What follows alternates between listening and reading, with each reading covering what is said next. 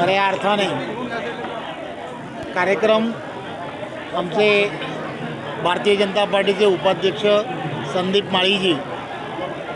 यांच्या प्रभागामध्ये रक्षाबंधनाचा कार्यक्रम होत असतो, परंतु गेल्या 2 वर्षा अगोदर त्यांच्या मातोश्री यांचं निधन झाल्यानंतर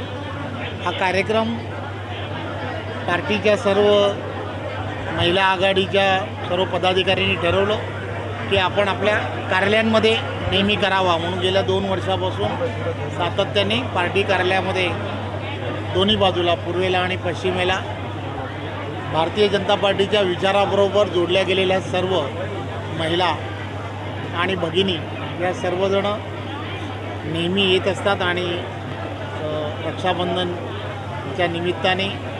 राखी बांधण्याचा कार्यक्रम होत असतो।